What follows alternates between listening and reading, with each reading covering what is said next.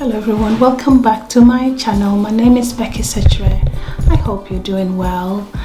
If this is the first time you've come across my video, why not subscribe, like and share? So I normally do nursing videos. I'm a UK registered nurse and I've been working here for quite a while, so I've got a lot of experience I like to share.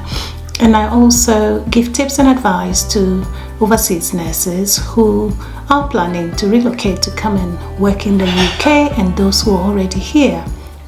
So if this sounds great to you, why not subscribe, like and share? So in today's video we're going to be talking about a UK registered nurse who has been struck off the NMC register due to inappropriate relationship with a patient, or let's say a service user.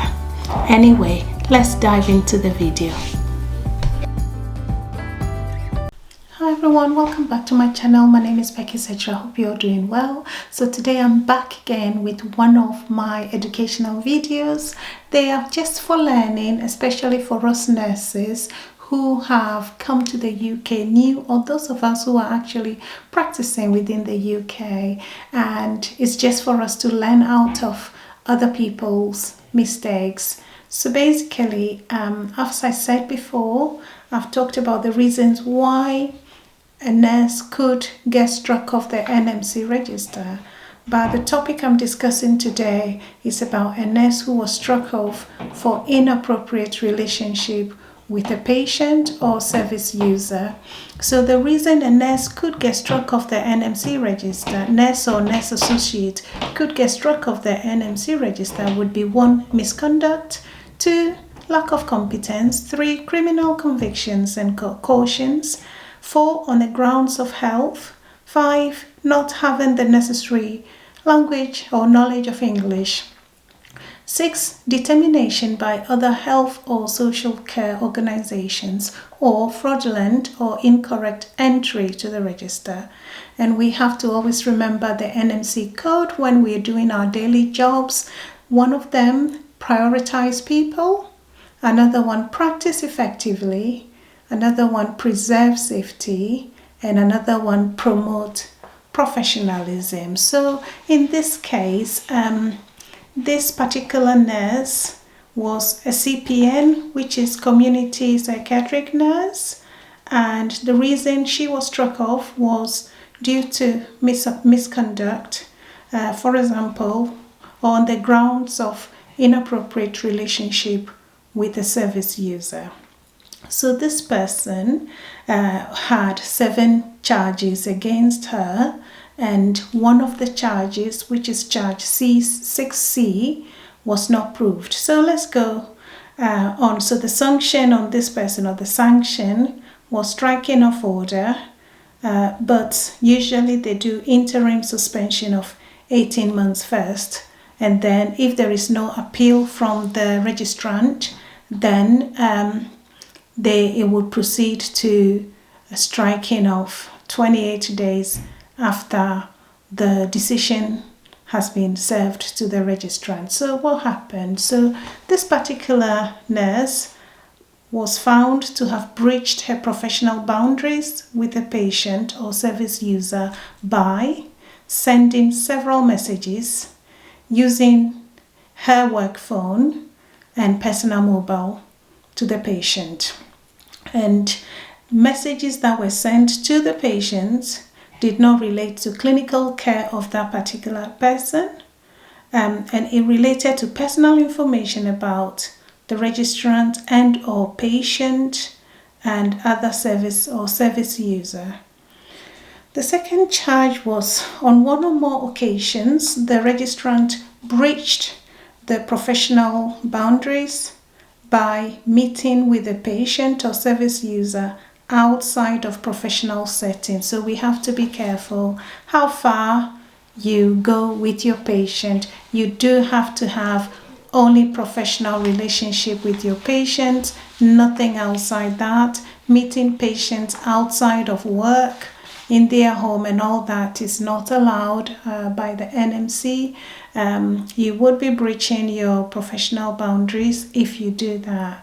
The third charge was that on one or more occasions, this registrant encouraged the patient not to disclose the extent of their relationship to her team. And another one, so based on that, she sent a text, sent a text to say, you can't let them know. I told you, as they don't know, we are friends. And then she ended a text message with XX.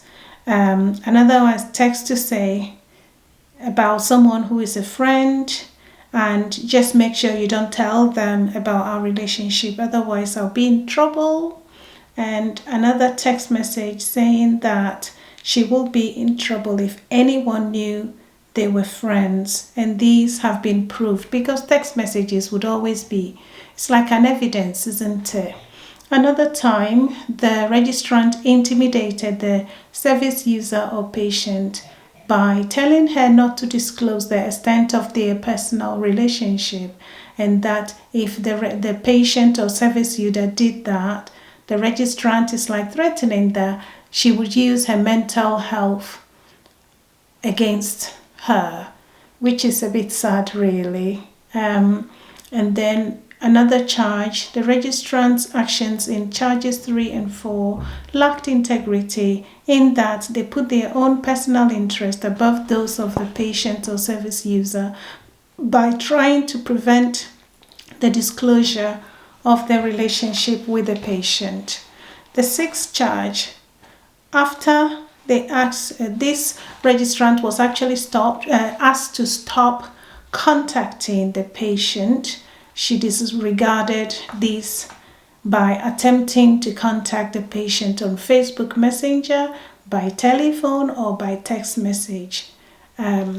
The C, which was the 6C, was the one that was not proved, but they got to know somehow. The patient ended up in an inpatient unit somewhere, and she did disclose how she was having a relationship with this other nurse, and the nurse was asked to stop, but she disregarded that and actually tried to contact the patient via Facebook Messenger, telephone, and so forth.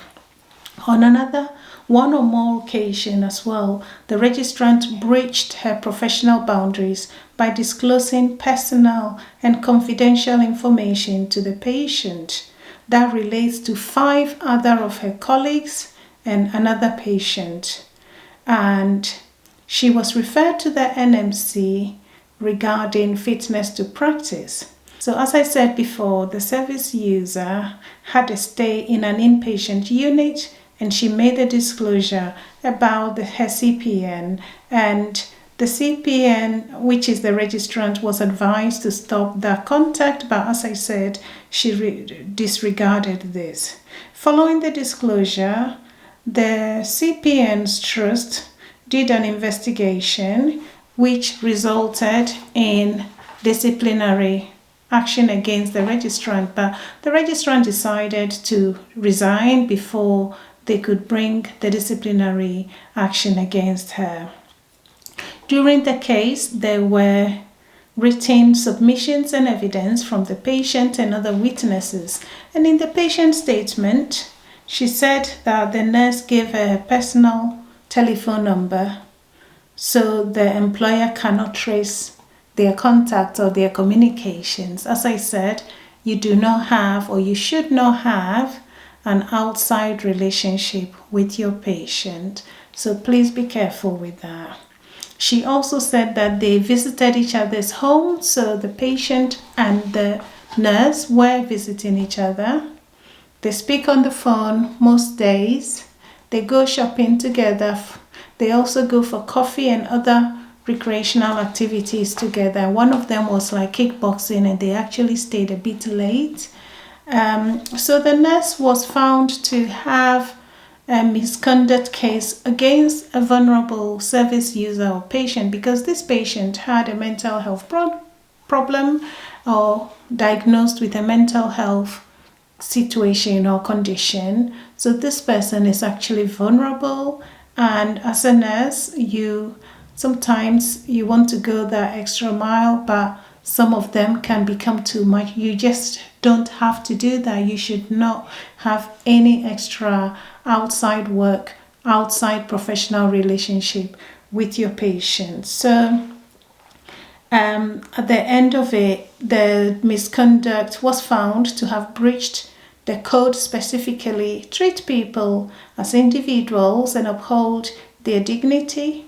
Make sure that the people's individual social and psychological needs are assessed and responded to, and also respect people's right to privacy and confidentiality. And we are to uphold the reputation of our profession. So in this case, you can see that she was shut off, her professional behavior. She went over the boundaries, meeting a patient outside of work, having a coffee with the patient. So we just have to be careful as to how much you can do with your patient. As I said, your relationship with your patient should be professional. It ends at the work environment. When you go out and a patient sees you and says hello, yes, hello, and that's it. But no meeting up for coffee, chatting to them outside of work. Those things can land you into big trouble.